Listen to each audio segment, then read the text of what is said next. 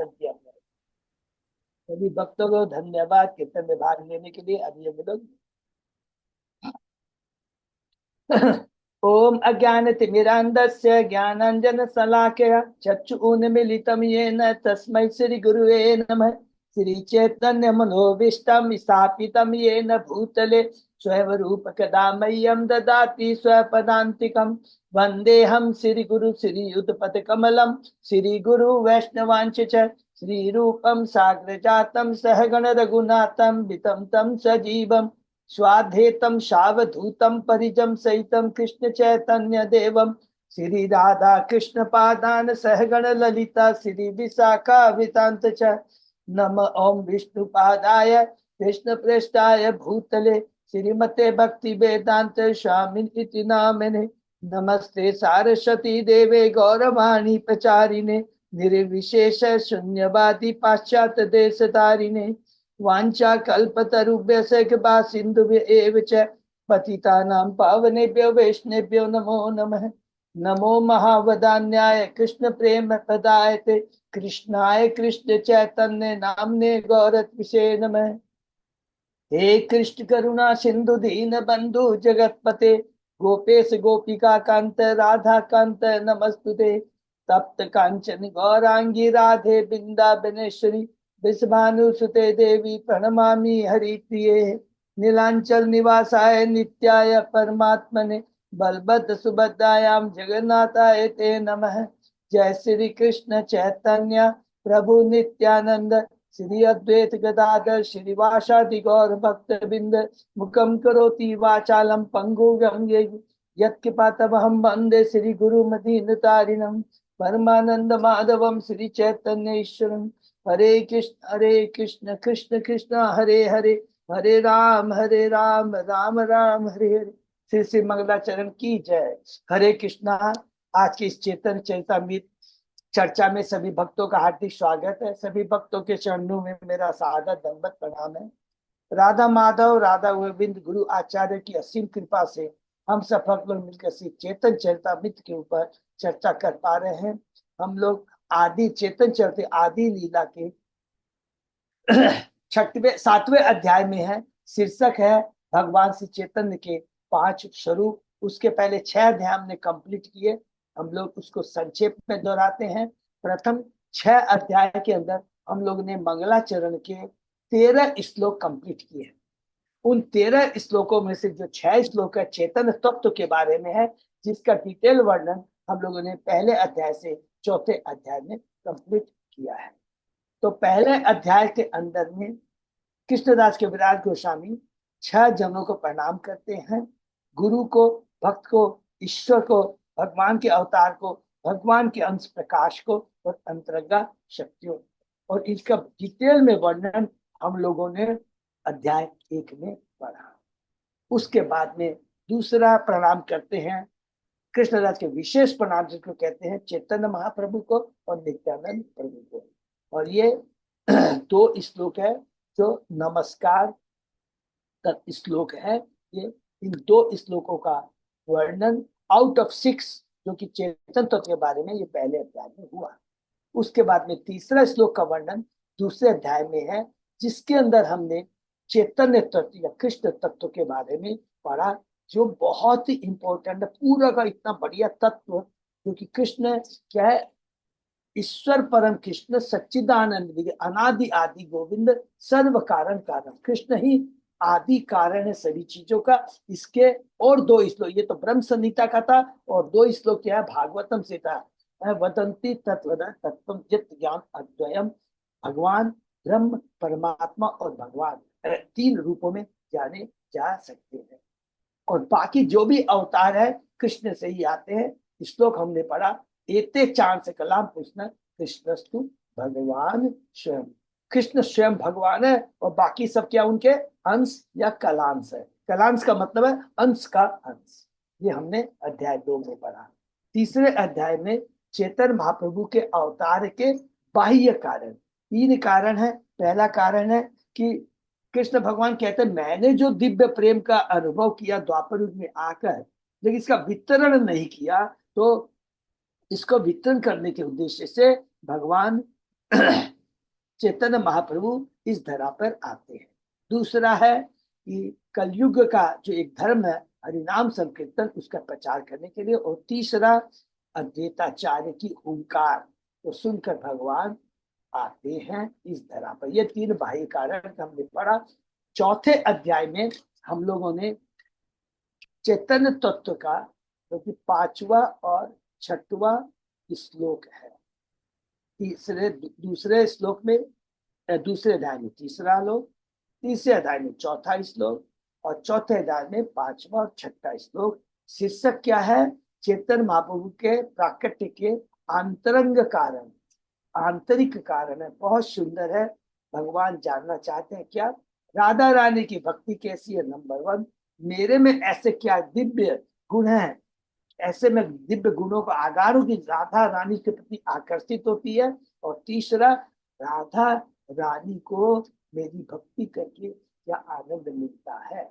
तो इससे बहुत इंपॉर्टेंट चीज है, वास्तव में हम दिव्य आनंद क्या प्राप्त करना चाहते हैं तो एक दास के रूप में, भक्त के रूप में कर सकते हो। हम कौन सी बड़ी चीज है जब स्वयं भगवान कहते हैं कि दिव्य आनंद का अनुभव करने के लिए, दिव्य प्रेम को प्राप्त करने के लिए भक्त के रूप में आना पड़ेगा। इसलिए चेतन महाप्रभु स्वयं भक्त के रूप में आते हैं। ये बहुत बड़ा तत्व ज्ञान है।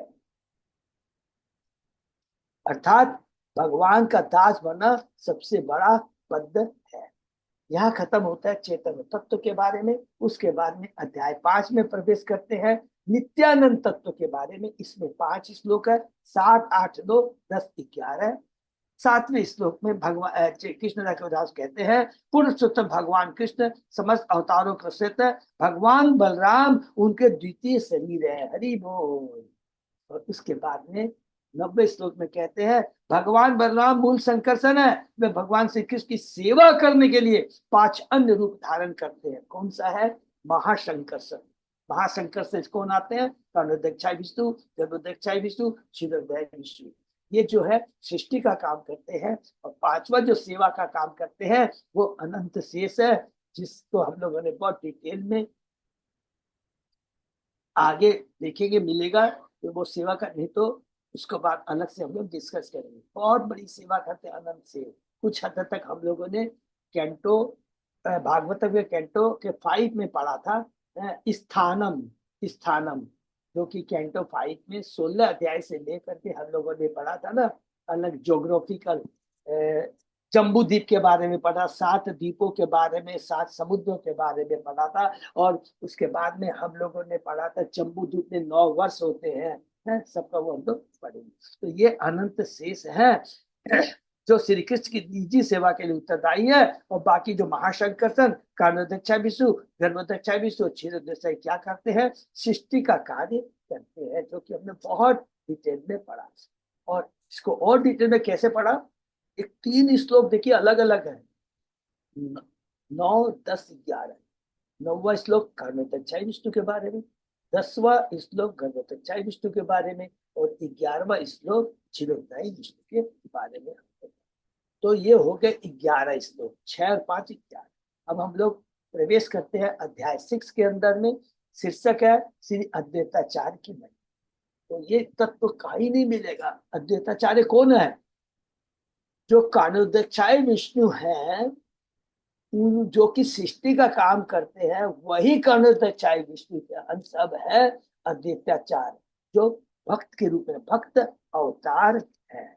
और इनके बाद इनको अद्वैताचार्य क्यों बोलते हैं? अद्वैत जो भगवान से अभिन्न है, आचार्य है जो हरि नाम के प्रचार करते हैं, इसलिए का नाम पड़ा अद्वैताचार्य। तो ये 12 और 13 श्लोक में है। तो 12 श्लोक में हम लोगों ने क्या पढ़ा? भगवान अद्वैताचार्य महाविष्णु के अवतार है, जिनका मुख्य कार्य है माया द्वारा जगत की सृष्टि करना। वे भगवान श्री हरि के अभिन्न अतः वे अद्वैत कहलाते हैं। ये हुआ 12वां श्लोक में।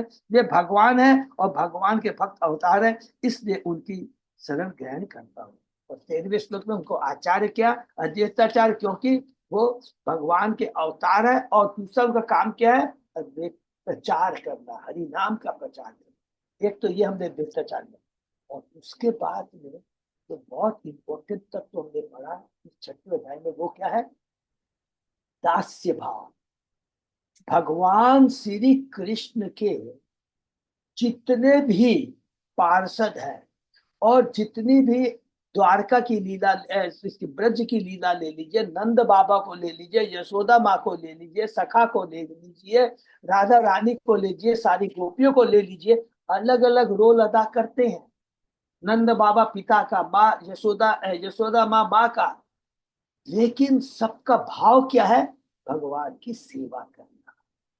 उसी भाव को लेकर अद्वैताचार्य कहते हैं कि भले ही मैं, हमारे पद के हिसाब से वो चेतन महाप्रभु से बड़े हैं। क्यों बड़े हैं? सब लोग नोट कर लेंगे, याद आ जाएगा सबको। अद्वैताचार्य ने किससे दीक्षा ली थी? माधवेंद्रपुरी से। और माधवेंद्रपुरी कौन है? ईश्वरपुरी के गुरु है। और ईश्वरपुरी कौन है? चेतन महाप्रभु के गुरु है। तो पद में तो बहुत ऊंचे हैं, लेकिन अद्वैताचार्य आनंद लेते हैं और कहते हैं कि मैं कृष्ण का, चेतन महाप्रभु का दास हूँ। ये बहुत डिटेल में हमने पढ़ा, कि बहुत कम मिलता है इतना। तो दास्यत्व भाव जो होता है तो सबसे बड़ा पद होता है। क्यों पद होता है? उसी में हम कृष्ण भक्ति कर सकते हैं, कृष्ण भक्ति का आनंद ले सकते हैं, कृष्ण प्रेम को प्राप्त कर सकते हैं। उसके बाद में हम लोग 7वें अध्याय में आते हैं। मंगलाचरण का 14 श्लोक का लास्ट श्लोक है। 14वां श्लोक जो कि किसका निरूपण करता है? पंच तत्व के बारे में निरूपण करता है। इसके अंदर में कृष्ण कविदास गोस्वामी कहते हैं कि ये जो 5 तत्वों में चेतन महाप्रभु है वो भुक्त भक्त रूप है। अद्वैताचार्य कौन है? भक्त स्वरूप है। अद्वैताचार्य कौन है? भक्त अवतार है। श्रीवास कौन है? शुद्ध भक्त है। और गदाधर जो कि अंतरंगा शक्ति है भगवान की, भक्त शक्ति है, राधा रानी, ये अवतार। ये हम लोगों ने पढ़ा। और उसके बाद में पांचों के बारे में क्या क्या बताया? इन तीनों में चेतन महाप्रभु, नित्यानंद प्रभु और अद्वैताचार्य आश्रय देने वाले तत्व है। ये तीनों विष्णु तत्व है। और उसके बाद में कहते हैं ये दोनों तीनों क्या है? पूजनीय है। और चौथा पांचवा गदाधर पंडित और श्रीवास वो क्या है? आराधक है, जो आराधना करते हैं और सेवक है। और ये तीनों के सेव्य है, तो सेवा ग्रहण करते हैं। इसके बाद में हम लोगों ने पढ़ा कि ये जो कृष्ण प्रेम है, जब भगवान द्वापर युग में थे तो उन्होंने इसको डिस्ट्रीब्यूट नहीं किया था। अर्थात श्री कृष्ण दिव्य गुणों का आगार है। जब वे द्वापर युग में आए तो यह दिव्य प्रेम का आगार निश्चय उनके साथ था, किंतु उसको उन्होंने लॉक करके रखा था, अलमारी में लॉक करके रखा था। किंतु जब श्री चैतन्य महाप्रभु अपने पंच तत्व के संग के साथ आए तो उन्होंने उस दिव्य प्रेम का आस्वादन करने के लिए कृष्ण के दिव्य प्रेमागार की सील को, अलमीरा के लॉक को तोड़ के अनलॉक कर दिया। फिर सबसे पहले उन्होंने क्या किया? उस दिव्य प्रेम को पहले खुद उन्होंने लूटा, खुद लूटा, जितना लूट रहे हैं और आनंद आ रहा है, आनंद आ रहा है। और उसके बाद में दूसरों को डिस्ट्रीब्यूट करना शुरू किया। और वो दिव्य प्रेम उन्होंने मायावादी, सकाम कर्मी, छद्म तांत्रिक, निंदक, निम्न श्रेणी सब लोगों को दिया। सभी लोग, यहाँ तक कि मलेच्छ तथा यवन श्री चैतन्य महाप्रभु के भक्त बना लिए गए। किंतु एक ही जन रह गए। वो कौन थे? शंकराचार्य के निषेधवादी, मायावादी, हमेशा उनसे बचते रहे।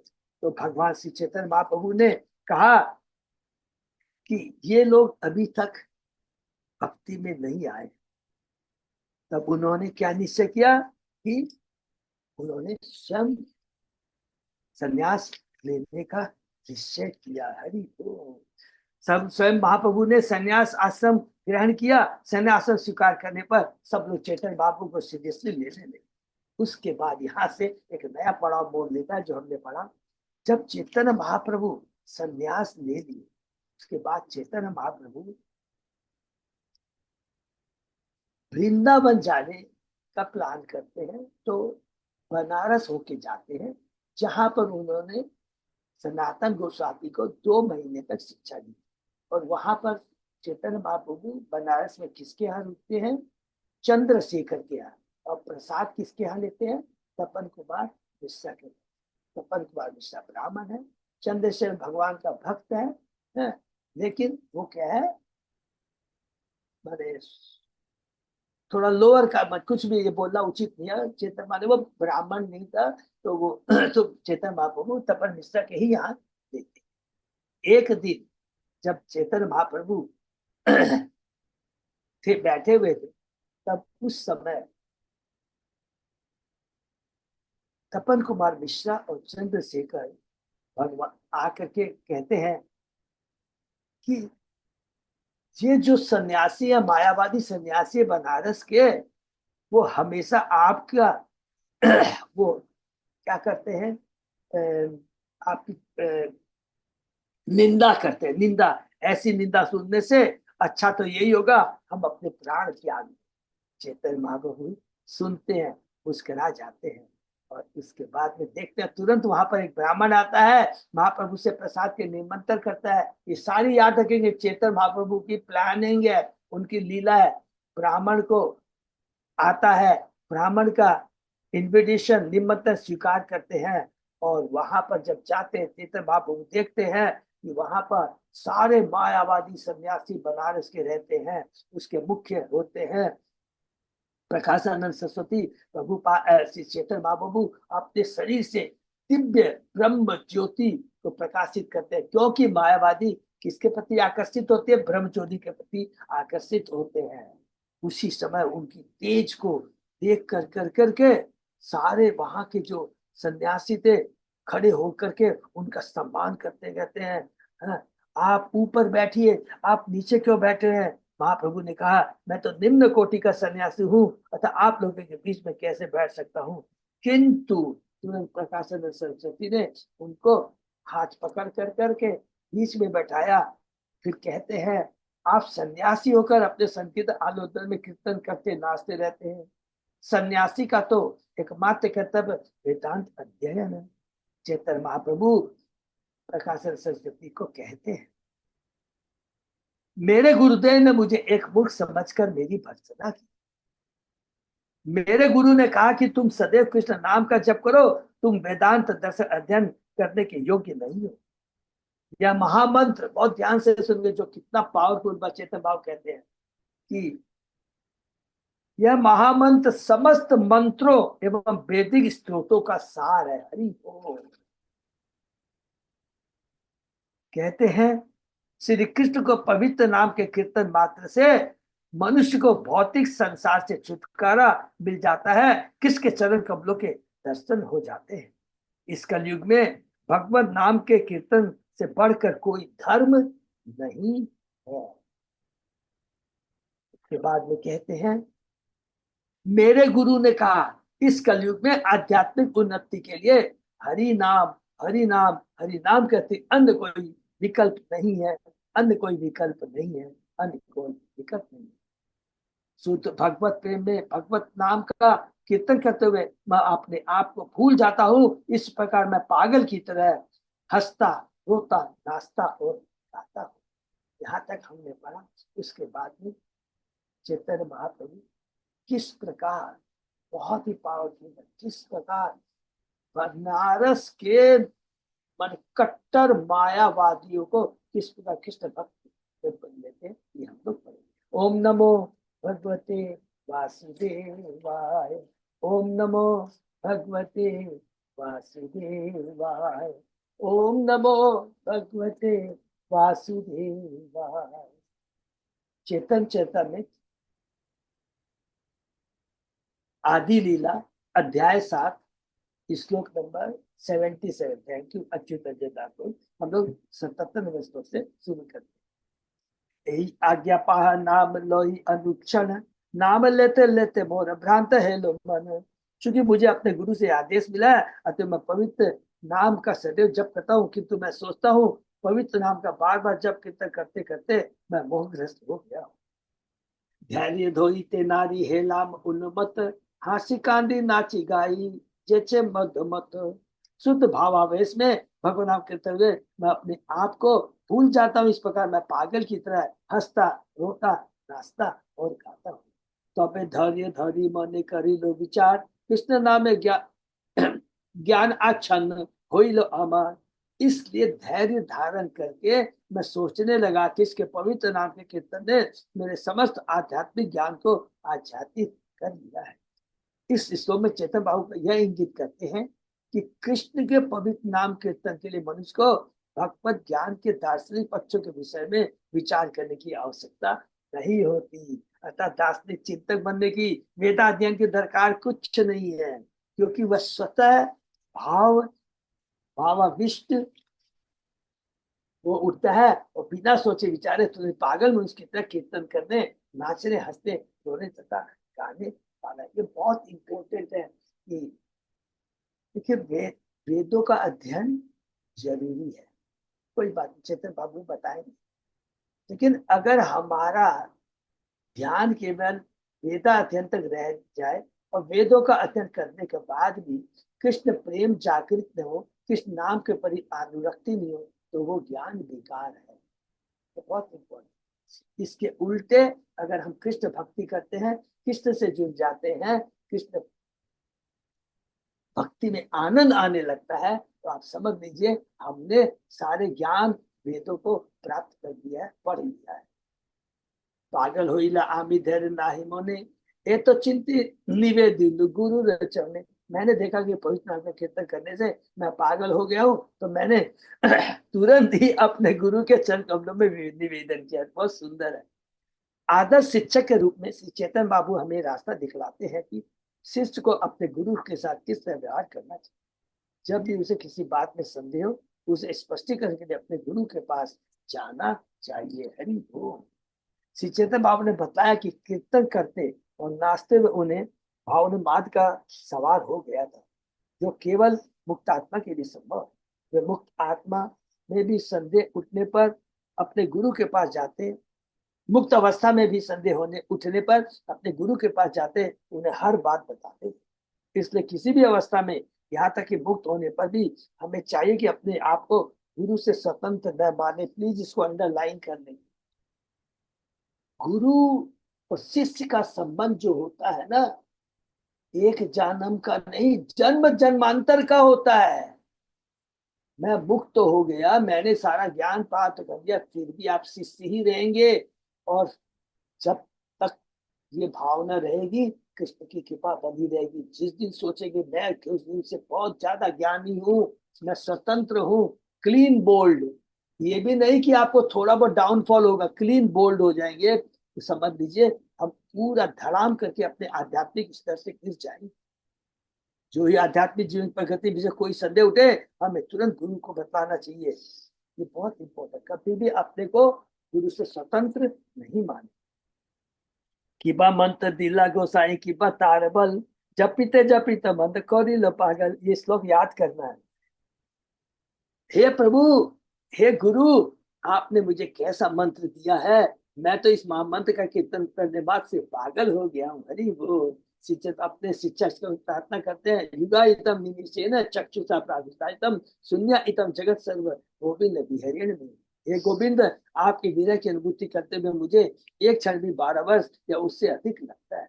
मेरी आंखों से आंसुओं की धारा अवितरे वर्षा धारा के समान प्रवाहित होती है, और आपकी अनुपस्थिति में मैं इस जगत में शून्य ही शून्य अनुभव करता हूँ। भक्त की यही आकांक्षा होती है कि जब हरे कृष्णा मंत्र का जप करे तो उसके नेत्र सजल हो, उसकी वाणी शुद्ध हो जाए और उसका हृदय धड़कने लगे। भगवत नाम का कीर्तन करने के ये शुभ लक्षण है। भाव दशा में मनुष्य को गोविंद की उपस्थिति के बिना सारा जगत शून्य लगना चाहिए। यह गोविंद के विरह का लक्षण। भौतिक जीवन में हम सभी गोविंद से विलग रहकर भौतिक इंद्रिय में मग्न रहते हैं। आज हमारी यही अवस्था है। इसलिए आध्यात्मिक स्तर पर जब मनुष्य को होश आता है, उसकी कलुषित चेतना जब शुद्ध होती है, तो वह गोविंद से मिलने के लिए इतना आतुर हो उठता है कि उसे गोविंद के बिना सारा जगत शून्य लगने लगता है। यह है भाव स्थिति। हासाए न चाहे मोदे कराए क्रंदन, एत सुनी गुरु हास्य बोली लवचन। अब गुरु क्या बोलते हैं, भाववश पवित्र भगवान के तक करने से मैं नाचने, हंसने और रोने लगता हूँ। जब मेरे गुरु ने यह सब सुना तो हंसने लगे और मुझसे बोले, क्या बोलते हैं, कृष्ण नाम महामंत्र यही तो स्वभाव, जय जप तार कृष्ण उपजय भाव। ये भी श्लोक याद करना। हरि बोल। यह हरे कृष्ण महामंत्र का स्वभाव है, इसकी वो दिव्य शक्ति है कि जो भी इसका कीर्तन करता है उसमें तुरंत कृष्ण के लिए प्रेम पूर्ण भाव उत्पन्न हो उठता है, हो जाता है। हरि बोल। इस श्लोक में यह बताया गया है कि जो कोई हरे कृष्ण महामंत्र का कीर्तन करता है उसमें भाव विकसित हो जाता है, जो ऐसा बिंदु है जहां से अनुभूति प्रारंभ होने लगती है। यह भगवान के लिए मौलिक प्रेम विकसित करने की प्रारंभिक अवस्था है। भगवान कृष्ण भगवद गीता में इस भाव अवस्था के बारे में कहते हैं, अहम सर्वस्व प्रभो मता सर्व प्रवर्तते इति मत्वा भजन्ते माम बुद्धा भाव समन्विता। चतुश्लोकी गीता का ये पहला श्लोक है, 8वां श्लोक 10वें अध्याय का। मैं समस्त आध्यात्मिक तथा भौतिक जगत को उद्गम, मैं ही सृष्टि करता हूँ। किसकी? याद रखिए, भौतिक तथा आध्यात्मिक दोनों जगत, सभी वस्तुएं मुझसे ही प्रकट होती। बुद्धिमान लोग इसे भली बात जानकर मेरी भक्ति में लगते हैं और पूरे मनोयोग से मेरी पूजा करते हैं। पूरे मनोयोग से मेरी पूजा करते हैं, पूर्ण विश्वास के संग, मन के संग, केवल नहीं नॉलेज के लिए नहीं, जस्ट किसी ने कह दिया तो कर दिया नहीं, पूर्ण श्रद्धा के संग करते हैं। नवदीक्षित शिष्य श्रवण कीर्तन भक्तों की संगति तथा विधि विधानों का अभ्यास से शुभारंभ करता है और इस तरह अपनी सारी अनावश्यक बुरी आदतों को नष्ट कर देता है। स्वतः ही सारी बुरी आदतें नष्ट हो जाती है। इस प्रकार वह कृष्ण के प्रति अनुरक्ति का विकास कर लेता है और वह कृष्ण को क्षण भर के लिए भी भूल नहीं पाता। भाव को एक तरह से आध्यात्मिक जीवन की सफल अवस्था समझिए। श्रद्धा, साधु संग, भजन क्रिया, अनथ रीति, निष्ठा, रुचि, आसक्ति, भाव, उसके बाद प्रेम। हरि स्वतः ही यही वास्तविक सफलता की, वास्तव में मैं सफल हो गया हूं, हमें घबराना नहीं है, अवश्य हम लोग पहुंचेंगे। जब अनर्थ निवृत्ति सारी निकल जाएगी तब निष्ठा, उसके बाद में रुचि आने लगेगा, फिर आसक्ति, फिर भाव, और उसके बाद में कृष्ण प्रेम प्राप्त हो जाएगा। हरि बोल। निष्ठावान जिज्ञासु अपने गुरु से भगवत नाम को श्रवण द्वारा प्राप्त करता है, श्रवण के द्वारा, और दीक्षा प्राप्त कर लेने के बाद वह गुरु द्वारा बताए गए नियमों का पालन करता है। तो जो दीक्षा है, तो गुरु सबसे पहले क्या क्या करते हैं? 4 नियमों का पालन करना है, हरिनाम का जप करना है और गुरु को प्रचार कार्य में मदद करना है। इसको भूलना नहीं है, ये बहुत सीक्रेट इंटरनल, ये बताता हूँ, सफलता का ये कुंजी है, पूंजी है, क्या बोलते हैं, कुंजी है, की है, चाबी है, सेवा। जो गुरु ने कहा है स्ट्रिक्टली इसको करना है। ऐसा नहीं खाली दीक्षा के एक सब हमने ले लिया उसके बाद खत्म, नहीं। गुरु यही कहता है, बहुत प्यारी बातें कहता है कि गुरु प्रचार में गुरु को मदद करना चाहिए। ये गुरु हमसे संकल्प लेता है, ये बहुत इंपॉर्टेंट चीज है, हमको इसको भूलना नहीं है। इस प्रकार जब भगवत नाम की समुचित सेवा की जाती है तो फिर भगवान नाम की आध्यात्मिक प्रकृति स्वतः विस्तारित होती है। हमारे अंदर में भक्ति और जो प्रोग्रेस है, भक्ति का प्रोग्रेस है, स्वतः ही विस्तारित अपने आप बढ़ती जाती है। दूसरे शब्दों में भक्त पवित्र नाम का अपराध रहित जप करने की योग्यता प्राप्त करता है। हरि बोल। तो अभी हम लोग अपराध युक्त नाम जप करते हैं, स्वतः ही अपने आप वो अपराध रहित जप करने की योग्यता प्राप्त कर लेता है। जब इस तरह वह भगवान नाम का जप करने का पूर्ण रूप से पात्र बन जाता है तो वह संसार भर में शिष्य बनाने के लिए योग्य बनता है और सचमुच जगत गुरु बन जाता है। हरि बोल। वाचो बेगम मनसा क्रोधा बेगम, उपदेशा में भी चेतन सॉरी रूप गोस्वामी यही कहते हैं, वो शिष्य, वो संसार शिष्य बनाने के योग्य बन जाता है। तब उसमें उसके प्रभाव में आकर सारा विश्व हरे कृष्ण महामंत्र का कीर्तन करने लगता है। इसलिए ऐसे गुरु के सारे शिष्यों में कृष्ण के प्रति अनुरक्ति बढ़ जाती है। भक्त वह कभी रोता है तो कभी हंसता है, कभी नाचता है तो कभी कीर्तन करता है। ये लक्षण शुद्ध भक्त के शरीर में बहुत ही स्पष्ट दिखते हैं। कभी कभी कृष्ण भाव ने आंदोलन के हमारे नाई जब कीर्तन करते हैं, नाचते हैं, तो भारत में भी लोग यह देखकर आश्चर्य करते हैं कि इन विदेशों ने इस भाव में कीर्तन करना और नाचना सीख लिया। हरि बोल। किंतु जैसा कि चेतन बाबू ने बताया, यह अभ्यास से नहीं होता, क्योंकि जो भी हरे कृष्ण महामंत्र का कीर्तन निष्ठा से करता है, उसमें लक्षण बिना किसी अतिरिक्त प्रयास के प्रकट होते हैं। निष्ठा से करना है, खाली एज ए ड्यूटी नहीं करना है, निष्ठा के संग करना है। हरे कृष्ण मंत्र की दिव्य प्रकृति को न जानने वाले अनेक मूर्ख लोग कभी कभी हमें इस मंत्र का ऊंचे स्वर से कीर्तन करने से रोकते हैं, किंतु जो हरे कृष्ण मंत्र का कीर्तन संपन्न करने में वास्तव में उन्नत है, तो दूसरों को भी कीर्तन करने के लिए प्रेरित करता है। कृष्णदास कविराज गोस्वामी बताते हैं, कृष्ण शक्ति बिना न होए तार प्रवर्तन। भगवान श्री कृष्ण से विशेष शक्ति पाए बिना कोई हरे कृष्ण मंत्र की महिमा का प्रचार नहीं कर सकता। प्लीज इसको भी अंडरलाइन कर लेंगे, बहुत इंपॉर्टेंट है। भगवान कृष्ण से विशेष शक्ति पाए बिना कोई हरे कृष्ण मंत्र की महिमा का प्रचार नहीं कर सकता। तो हरि नाम का प्रचार करने में भी हमें भगवान की कृपा चाहिए। हर चीज में भगवान की कृपा चाहिए, और वो कृपा कब मिलेगी? तो निष्ठा के संग, नॉट एज ए ड्यूटी। देखिए बार बार रिपीट कर, अगर हम सोचते एज ए ड्यूटी मेरा इसने कह दिया तो सेवा कर, अच्छा गुरु ने कहा 16 माला करना तो कर लिया, नहीं, उसमें निष्ठा होनी चाहिए। और वो कब आएगी निष्ठा? अनर्थ निवृत्ति निकल जाएगी। तो हमें प्रयास करते रहना, करते रहना। जैसे जैसे भक्त हरे कृष्ण मंत्र का प्रचार करते हैं, वैसे वैसे सारे विश्व की जनता पवित्र नाम की महिमा को समझने का अवसर प्राप्त करती है। कीर्तन करते, नाचते अथवा भगवान नाम को समझ करते समय मनुष्य को स्वतः पूर्ण भूतोत्तम भगवान का स्मरण होता है। और चूंकि पवित्र नाम तथा कृष्ण में कोई अंतर नहीं है, अतः कीर्तन करने वाला तुरंत कृष्ण से जुड़ जाता है। इस प्रकार जुड़ने वाला भक्त भगवान के प्रति सेवा की अपनी मूल प्रवृत्ति को विकसित कर लेता है। जीवे स्वरूप हो कृष्ण नित्यदास, सेवा करने की मूल प्रवृत्ति को विकसित कर लेते। मूल प्रवृत्ति समझ गए थे ना?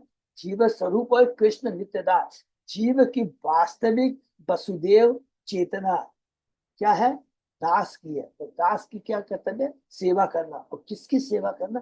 भगवान की सेवा करना। निरंतर कृष्ण की सेवा करने की इस प्रवृत्ति में, जिसे भाव कहते हैं, अनेक प्रकार से सदैव कृष्ण के विषय में सोचता है। जो इस भाव दशा को प्राप्त कर देता है, वह माया के बंधन में नहीं रहता। जब भक्त में इस भाव अवस्था के साथ कंपन, स्वेद, अश्रु आदि जुड़ जाते हैं, तब भक्त को क्रमशः कृष्ण प्रेम प्राप्त होता है, हो जाता है। हरि बोल। तो श्रद्धा, साधु संग, भजन क्रिया, उसके बाद अनर्थ निवृत्ति। तो सारी अनर्थ निवृत्ति खत्म होगी, तो निष्ठा आएगी, उसके बाद में रुचि, उसके बाद आसक्ति, उसके बाद में भाव, और अंतिम लक्ष्य क्या है? कृष्ण प्रेम प्राप्त करना, वो प्राप्त हो जाता है। कृष्ण का पवित्र नाम महामंत्र कहलाता है। नारद पंचरात्र में वर्णित अन्य मंत्र केवल मंत्र है, किंतु भगवान के पवित्र कीर्तन महामंत्र कहलाता है। तो इसको महामंत्र, केवल एकमात्र महामंत्र हरि नाम का कीर्तन जब हमें कृष्ण प्रेम प्राप्त करवा सकता है, उसके अलावा कोई दूसरा उपाय नहीं है। कृष्ण विष्णु प्रेमा परम पुरुषार्थ, और आगे तीन तुल्य चारि पुरुषार्थ। ये वाला भी श्लोक हमें मेमोराइज करना बहुत इंपॉर्टेंट है। धर्म, अर्थ, काम तथा मोक्ष, ये जीवन के 4 पुरुषार्थ के रूप में जाने जाते हैं, जिसका वेदों में बहुत डिटेल में वर्णन है। किंतु भगवत प्रेम के समक्ष जो कि 5वां तथा सर्वोच्च पुरुषार्थ है, जिसको कहते हैं पंचम पुरुषार्थ, ये चारों पुरुषार्थ मार्ग में पड़े तीर्ण के समान तुच्छ प्रतीत होते हैं। धर्म तीर्ण के समान है, किसके कंपैरिजन में? पंचम पुरुषार्थ हरि नाम के कीर्तन तुलना में। भगवान के पवित्र नाम का कीर्तन करते हुए मनुष्य को धर्म, अर्थ, काम तथा मोक्ष जैसी भौतिक प्रगतियों की कामना नहीं करनी चाहिए। तो देखिए, ये प्रभुपाद जी ने कह दिया, जो हम मोक्ष की सोचते हैं ना कि भौतिक जैसे वो करके ब्रह्म ज्योति में चले गए, इसको प्रभुनानंद सरस्वती ने क्या कहा है? नारकीय कहा है। और यहाँ प्रभुपाद जी क्या कहते हैं? ये भी भौतिक है, ये भी जो प्रगति है ब्रह्म ज्योति में, ये भी भौतिक है। ये खुद प्रभुपाद जी लिख रहे हैं, भौतिक प्रकृति की कामना नहीं करनी चाहिए। चैतन्य महाप्रभु ने कहा है कि जीवन की सर्वोच्च सिद्धि कृष्ण प्रेम विकसित करना है। प्रेमा पुमार्थो मार्ग, चैतन्य महाप्रभु मतम। जब हम भगवत प्रेम की तुलना धर्म, अर्थ, काम तथा मोक्ष से करते हैं, तो हम यह समझ सकते हैं कि ये उपलब्धियां मुमुक्षु अर्थात भौतिक जगत का भोग करने के इच्छु या मुमुक्षु अर्थात भौतिक जगत से मोक्ष पाने के इच्छुक के लिए अति वांछनीय उपलब्धियां हो, किंतु ये उस शुद्ध भक्त के लिए अति नगण्य है जिसने भगवत प्रेम की प्रारंभिक अवस्था भाव विकसित कर ली है। तो ये सब उन लोगों के लिए जिनकी भौतिक इच्छाएं, लेकिन जो भगवान का भक्त है उसके लिए नगण्य है, माने कोई महत्व नहीं रखता। धर्म अर्थ काम तथा मोक्ष, ये भौतिक जगत के धर्म के 4 सिद्धांत है। अतः से भागवत के प्रारंभ में घोषणा की गई है, बहुत इंपॉर्टेंट है, याद है, धर्म प्रोजित केतो अत्र है। इसको कैतव धर्म कहा गया है। ये जो धर्म अर्थ काम को कैतव धर्म किया है और इसको प्रोजित है, इसको रिजेक्ट कर दिया गया है। इन चारों भौतिक सिद्धांतों में ठगने वाली कैतव धर्म धार्मिक प्रणालियों का श्रीमद् भागवत में पूर्णतः बहिष्कार, रिजेक्ट किया गया है, प्रयोजित, क्योंकि श्रीमद् भागवत केवल यही सिखाता है कि सुप्त भगवत प्रेम को किस प्रकार विकसित किया जाए। तो सुप्त भगवत प्रेम सबको समझ में आ गया होगा।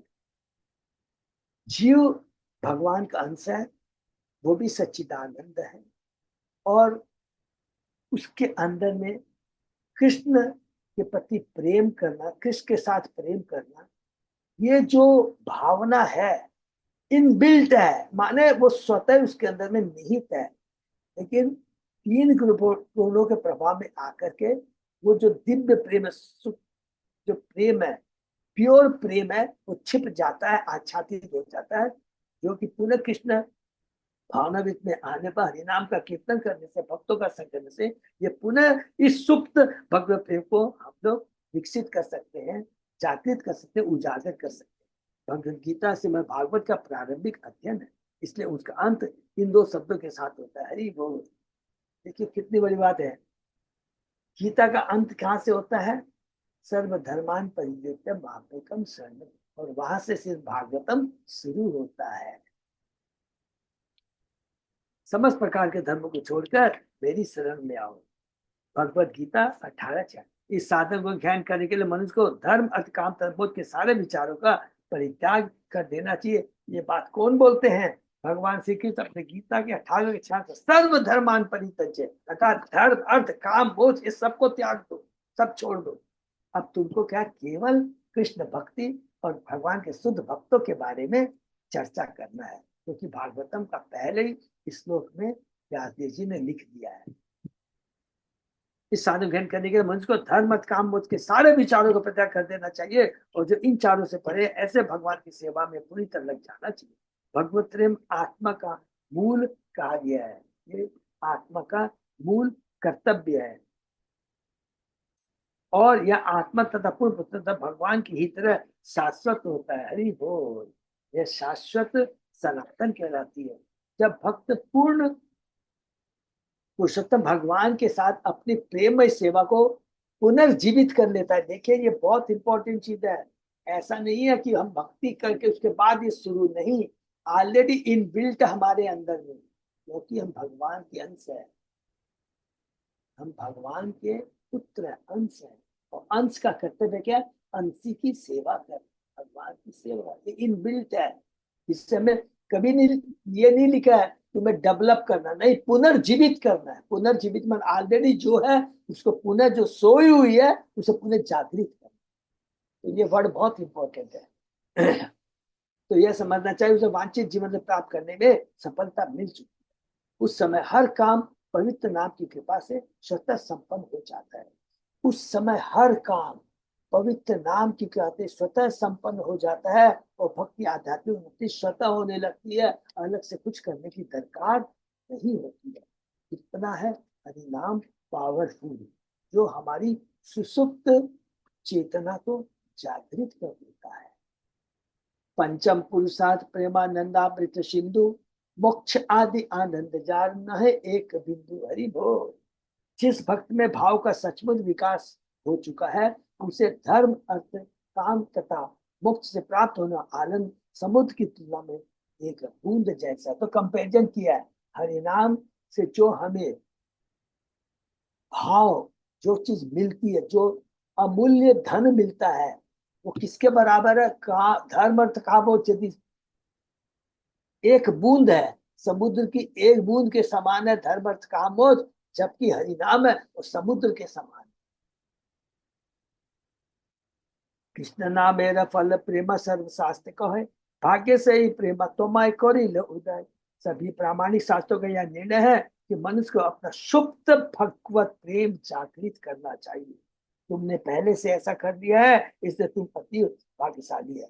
चेतन महाप्रभु कहते हैं प्रकाशन सरस्वती कि मेरे गुरु ने मुझे ऐसा कहा। हरि प्रेमार स्वभाव एक और चित्त अनुशोभ, कृष्ण चरण प्राप्ति उपजाए लोग। भगवत प्रेम की यह विशेषता है कि स्वभाव से यह मनुष्य के शरीर में दिव्य लक्षण उत्पन्न करता है और उसे भगवान के चरण कमलों की शरण प्राप्त करने के लिए अधिकाधिक लोभी बना देता है। तो हमें लोभी होना चाहिए, स्वार्थी होना चाहिए, भौतिक चीजों के लिए नहीं, कृष्ण प्रेम के लिए, कृष्ण के चरण कमलों की शरण प्राप्त करने के लिए हमें स्वार्थी होना चाहिए, लोभी होना चाहिए। और ऐसा स्वार्थ अच्छा है और ये जीवन का लक्ष्य है। प्रेमार स्वभाव है भक्त हास्य कांधे गाय, उन्मत हो या नाचे इति उतिधाय। जब मनुष्य में सचमुच भगवत प्रेम उत्पन्न हो जाता है तो वह स्वभावतः कभी रोता है, कभी हंसता है, कभी गाता है और कभी पागल की तरह इधर उधर दौड़ता फिरता है। एक वर्ड लिखा है तो वह स्वभावतः है, ऐसा नहीं कि दिखावटी कहीं होता ना, सहजिया नहीं है वो, स्वभावतः नेचुरल है ये, स्वतः ही अपने आप वो रोता है, हंसता है, गाता है और कभी पागल की तरह उधर उधर दौड़ता है। इसके संबंध में भक्ति सरस्वती गोस्वामी कहते हैं कभी कभी ऐसे लोग भावपूर्ण शारीरिक लक्षण प्रदर्शित करते हैं जिनमें भगवत प्रेम देश मात्र भी नहीं होता। हरि बोल, ये है नाटकबाजी सहजिया लोग। वे कभी कभी बनावटी ढंग से पागलों की तरह हंसते, रोते तथा नाचते हैं, किंतु इससे किस आदत में उन्नति करने में कोई सहायता नहीं मिलेगी, कोई कुछ नहीं मिलेगा। बल्कि मनुष्य को चाहिए कि जब स्वाभाविक रूप से अनावश्यक शारीरिक लक्षण उत्पन्न होने लगे, इस प्रकार के शरीर के बनावटी लक्षण को बंद कर दे। वास्तविक आध्यात्मिक हंसी, रोदन तथा नृत्य द्वारा प्रकट होने वाला वास्तविक आनंदमय जीवन कृष्ण भाव में वास्तविक प्रगति के लक्षण है। स्वतः ही जब वास्तव में स्वाभाविक रूप से आते हैं तब हम कहेंगे कि वास्तव में हम लोग कृष्ण भावना में प्रगति कर रहे हैं। ये इंडिकेशन, ये लक्षण उस व्यक्ति को प्राप्त हो सकते हैं जो भगवान की दिव्य प्रेम सेवा में स्वतः लगा रहता है। यदि कोई विकसित हुए बिना कृत्रिम ढंग से ऐसे लक्षणों को नकल करता है तो मानव जीव के आध्यात्मिक जीवन में उत्पात खड़ा कर देता है। हरि बोल। श्वेत कंप रोमांचस्सु गदगद वैवण्य, उन्माद विषाद धैर्य गर्व हर्ष धैर्य। इत भावे प्रेमा भक्त गणेर नाचाय, कृष्णेर आनंदामृत सागरे भाषाय। पसीना, कंपकपी, रों का खड़ा होना, आंसू, वाणी का अवरोध, पीला पड़ना, पागलपन, विषाद, धैर्य, गर्व, हर्ष तथा दीनता, ये भगवत प्रेम के विविध प्राकृतिक लक्षण है जो भक्त को हरे किस मंत्र के कीर्तन करते समय दिव्य आनंद के सागर में नचाते होते रहते हैं। हरे कृष्ण मंत्र के कीर्तन करते समय हरि नाम का कीर्तन जप एक पथ कलयुग में हमारे कल्याण का आधार है। शिव जी गोस्वामी अपने ग्रंथ प्रीति संदर्भ में भगवत प्रेम की इस अवस्था का वर्णन करते हैं। भगवत प्रीति रूपावृत्ति माया धीमयी न भवती किम तई स्वरूप शक्त्यानंद रूपा यदानंद पराधीन श्री भगवान अपीति। इस प्रकार 69 के श्लोक में वे और आगे व्याख्या करते हैं। इसका है ये जीव गोस्वामी का बहुत इंपॉर्टेंट वो है। जीव गोस्वामी कौन है? सनातन गोस्वामी गोस्वामी के भतीजे हैं, ठीक है। तत् एवं इति लक्षणम चित्र द्रवस्तस्य च रोम हर्षादिकम ततंचि जाते अपि चित्र द्रवे रोम हर्षादिके वा न चेदाशय शुद्धि तथापि न भक्ते सम्यक आविर्भाव इति ज्ञापितम। आशय शुद्धिर नाम च अन्य तात्पर्य परित्याग है इति तात्पर्य च। अतएव वानिमित्ता स्वाभाविकी चेती तदि शेषणम। दिव्य प्रेम, भगवत प्रेम भौतिक शक्ति के अंतर्गत नहीं आता। हरि बोल। वो तो आध्यात्मिक शक्ति का प्राकट्य, क्योंकि यह पूर्ण पुरुषोत्तम भगवान का दिव्य आनंद अलाधिनी शक्ति है, क्योंकि भगवान दिव्य आनंद के वशीभूत है। अतएव जब किसी को ऐसे भगवत प्रेम के आनंद का स्पर्श होता है तो उसका हृदय द्रवित हो जाता है और शरीर में रोमांच आदि लक्षण प्रकट होते हैं। कभी कभी व्यक्ति में हृदय द्रवित होने तथा रोमांच आदि दिव्य लक्षण को देखे जाते हैं, किंतु उसका आचरण आदर्श नहीं होता। इससे पता चलता है कि उसे अभी भक्ति में जीवन की पूर्णता प्राप्त नहीं हो पाई। दूसरे शब्दों में, जो व्यक्ति भावस नाचता है किंतु नाचने और रोने के बाद भौतिक प्रति आकृष्ट होता दिखता है, उसे भक्ति की वह पूर्णता नहीं प्राप्त हुई है, जिसे आशय शुद्धि कहते हैं। जिसे आशय शुद्धि प्राप्त हो जाती है, वह भौतिक भोग से पूर्णता विरक्त हो जाता है और दिव्य भगवत प्रेम में डूब जाता है। इससे यही निष्कर्ष निकलते कि आशय शुद्धि के लक्षण तभी प्रकट होते हैं जब भक्त की सेवा का कोई भौतिक कारण नहीं होता। ये लक्षण तभी प्रकट होते हैं जब भक्त की सेवा का कोई भौतिक कारण नहीं होता और वह नितांत आध्यात्मिक होती है। वह भागवत में भगवत प्रेम के सही लक्षण बताए। बहुत इंपॉर्टेंट श्लोक है, कैंटो 1 का जो है, जो कि सुत गोस्वामी कहते हैं, किसको, नेमी सरायण के ऋषियों को। सैवे पुंसान परो धर्म यतो भक्ति अधोक्षते अहेतु की अप्रहिता या आत्मा सुख। अहेतु की अप्रहिता, कोई भौतिक कोई भी इच्छा की, वह धर्म सर्वश्रेष्ठ है जो अपने अनुयायियों को भगवत प्रेम के भाव में बना देता है और जो निष्काम तथा भौतिक बाधाओं से मुक्त होता है, क्योंकि केवल इसी से आत्मा पूरी तरह प्रसन्न हो सकता है। तो हम लोग करते हैं, हम लोग विधि साधना भक्ति करते हैं, कोई शर्म की बात नहीं है, हम भक्ति करते हैं। नहीं, थोड़ी भौतिक इच्छाएं तो है, मिक्स भक्ति है, लेकिन धीरे धीरे हम लोग करेंगे तो वही हमारी जो मिक्स्ड भक्ति है शुद्ध भक्ति में परिणत हो जाएगी, इसमें कोई डाउट नहीं। भालो होले पाइले तुम्ही परम पुरुषार्थ तुम्हारे प्रेम थे आमी है लक्ष्मी। हे पुत्र, यह तो अच्छा हुआ कि तुमने भगवत प्रेम विकसित करके जीवन के परम लक्ष्य को प्राप्त कर दिया है। इस तरह तुमने मुझे अत्यधिक प्रसन्न कर दिया है और मैं तुम्हारा अत्यंत कृतज्ञ हूँ। देखिए, ये अपने गुरु की बात कह रहे चेतन बाबू। प्रामाणिक शास्त्रों में यदि कोई गुरु किसी एक व्यक्ति को भी शुद्ध भक्त बना लेता है तो उसका जीवन उद्देश्य पूरा हो जाता है। हरि बोल। सिर्फ भक्ति शास्त्र ठाकुर सौदा कहा करते, मेरे पास जितनी संपत्ति, मंदिर तथा मठ है, ये उन्हें देखकर मैं एक भी व्यक्ति को शुद्ध भक्त बना सकूं तो मेरा उद्देश्य पूरा हो जाएगा। अंडरलाइन कर लेंगे प्लीज। भक्त बनाना भी सिर्फ इतना आसान नहीं है, शुद्ध भक्त, किंतु कृष्ण विज्ञान को समझना बहुत कठिन है और भगवत में विकसित करना तो और भी कठिन है। अतः यदि श्री चैतन्य महाप्रभु एवं गुरु की कृपा से किसी शिष्य को शुद्ध भक्ति का पद प्राप्त हो सके तो गुरु अत्यधिक प्रसन्न होता है। यदि शिष्य गुरु के लिए धन लाता है तो वह इतना प्रसन्न नहीं होता जितना यह देखकर कि उस शिष्य नियमों का पालन कर रहा है और आध्यात्मिक जीवन में प्रगति कर रहा है। गुरु ऐसे उन्नत शिष्य से अत्यंत प्रसन्न होता है और उससे कृतार्थ का अनुभव करता है। गुरु चाहता है तो खुद भक्ति करे और कृष्ण भक्ति का प्रचार करे। इसी में वास्तव में गुरु को आनंद मिलता है।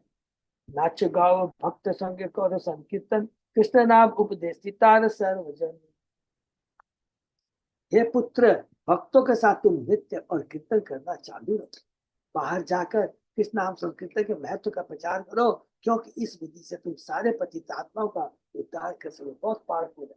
जब याद है ना, थोड़े से श्लोक पहले प्रकाशानंद सरस्वती क्या कहते, तुम इतने बड़े सन्यासी हो, तुमको तो वेदांत का अध्ययन करना चाहिए, लेकिन मैं देखता हूँ तुम तो खाली पागलों की तरह नाचते हो। उसके उत्तर में चेतन महाप्रभु ये बता रहे हैं, हरि नाम का कितना महत्व है। क्या महत्व है? सारी भौतिक आसक्ति को काट कर हमारे खाली कष्टों को दूर नहीं करेगा, हमारे खाली पापों को नष्ट नहीं करेगा, पाप करने की नष्ट प्रवृत्ति को नष्ट नहीं करेगा, कृष्ण प्रेम प्राप्त करेगा, दिलाएगा, जो कि जीवन का परम लक्ष्य है। हरि बोल। इसलिए कहते हैं कि मेरे गुरु ने कहा, हे पुत्र, भक्तों के साथ तुम नृत्य और कीर्तन करना चालू रखो। बाहर जाकर कृष्ण नाम कीर्तन के महत्व का प्रचार करो, क्योंकि इस विधि से तुम सारे पतितात्मा का उद्धार कर सकोगे। खाली तुम्हारे वेदाध्ययन से लोगों का उद्धार नहीं होगा। गुरु की दूसरी अभिलाषा यह होती है कि उसके से न केवल कीर्तन नृत्य तथा नियमों का पालन करें, अपितु दूसरों का उद्धार करने के लिए संकीर्तन आंदोलन का प्रचार भी करें। अभी ये देखिए बहुत हमारे लिए सौभाग्य है, जितना हम ज्यादा प्रचार करेंगे गुरु भगवान इतना ही प्रसन्न होंगे।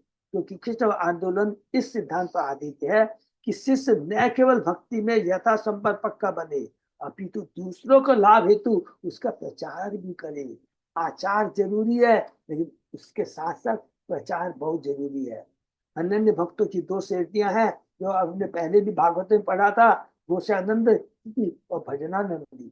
हमें भजनानंदी नहीं बनना है, हमें क्या बनना है, गोष्ठियानंदी बनना है। भजनानंदी क्या करता है, एक ही जगह बैठ कर हरिनाम करता है, अपना आचरण कर में लाता, अपने को आचरण में लाता है। लेकिन गोष्ठियानंदी गली गली गांव गांव शहर में जाकर करके गुरु के आदेश का पालन करते हुए भक्ति का प्रचार करता है, हरिनाम का प्रचार करता है।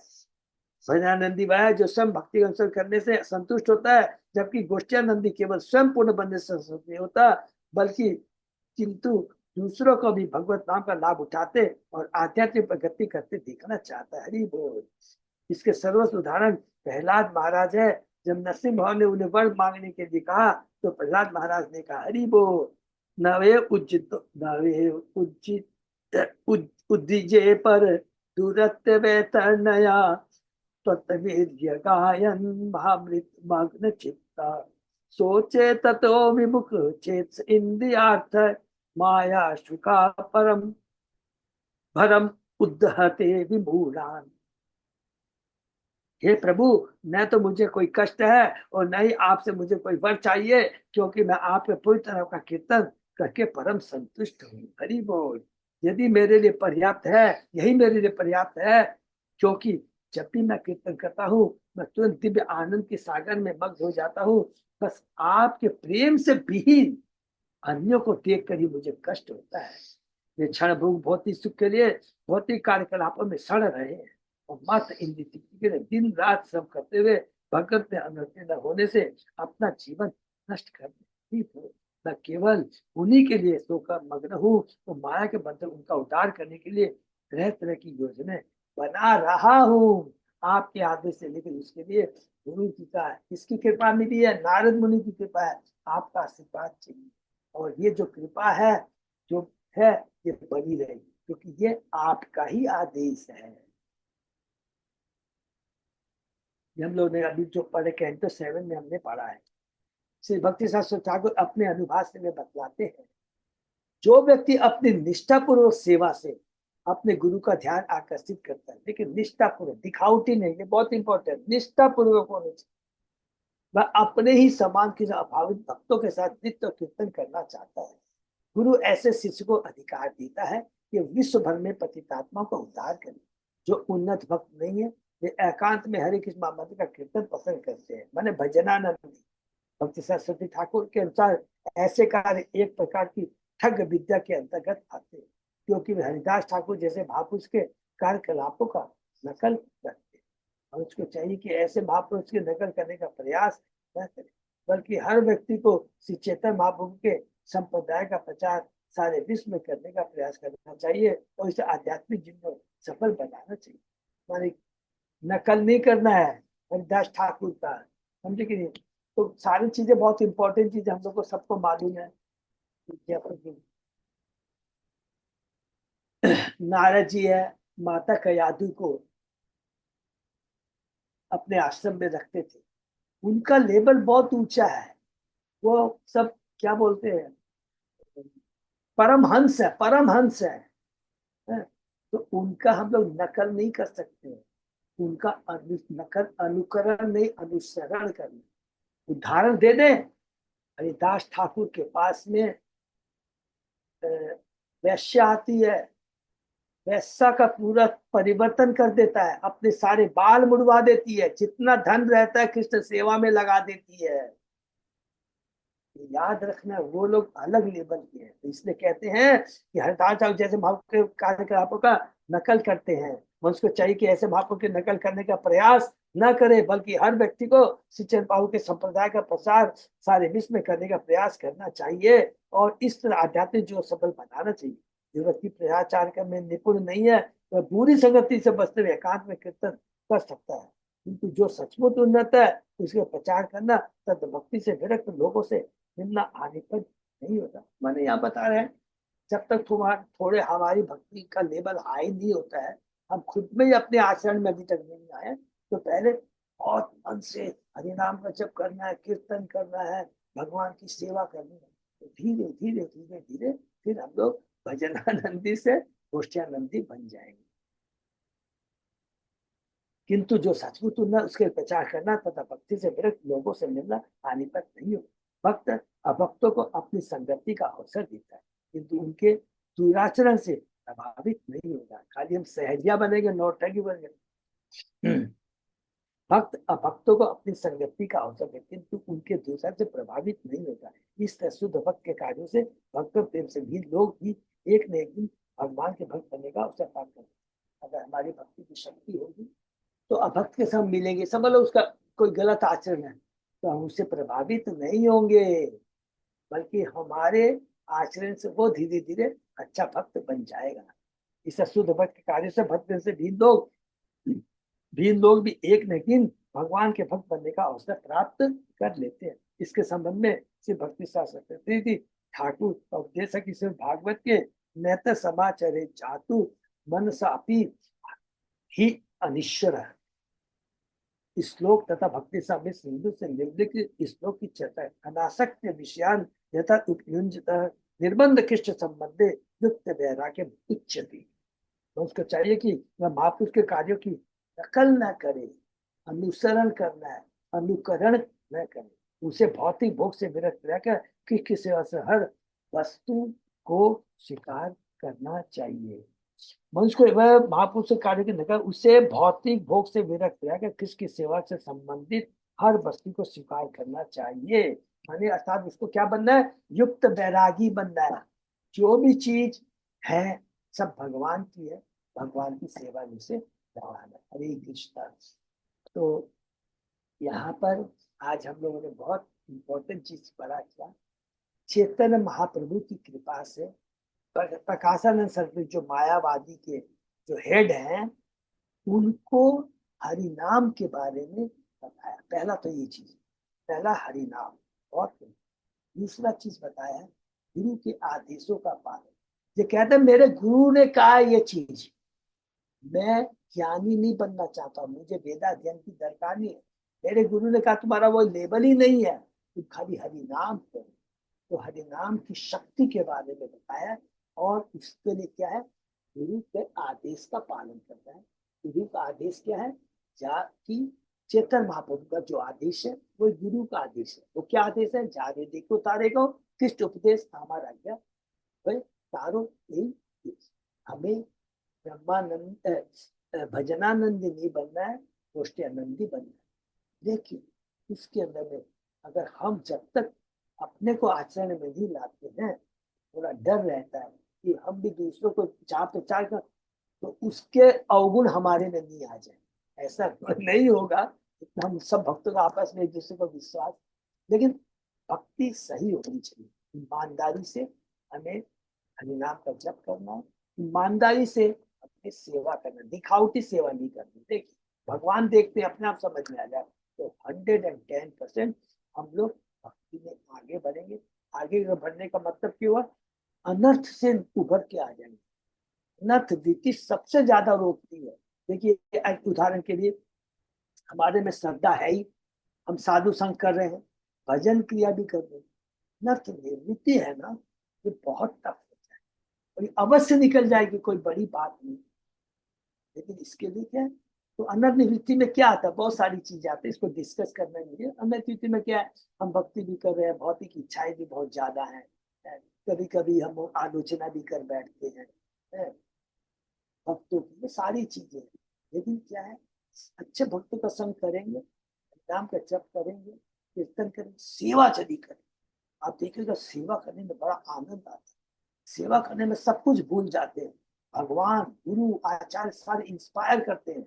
एक और आध्यात्मिक सपोर्ट शक्ति मिलती है, वो हमको बचा के रखती है। ये सारे अनर्थ नहीं है।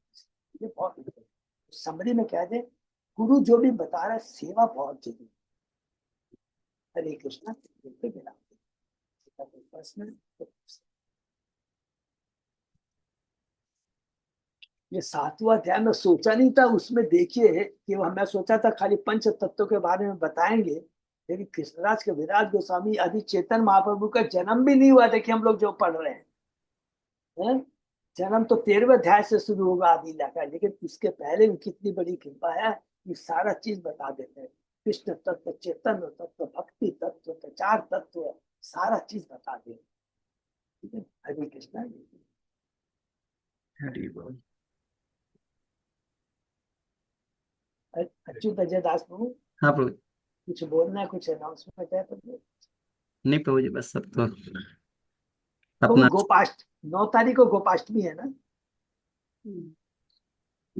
होना तो चाहिए, क्योंकि छठ पूजा 8 को 9 को ही होना चाहिए। हाँ। हाँ, 9 को ही है ना? हाँ, गोपाष्टमी तो भी बहुत सुंदर लीला है। भगवान का प्रमोशन हुआ था, उसको भी समय मिलेगा तो हम लोग डिस्कस करें। हरे कृष्ण। हरि। ताकि हम लोग ये विराम देते हैं, फिर कल सुबह शादी। हरे कृष्ण।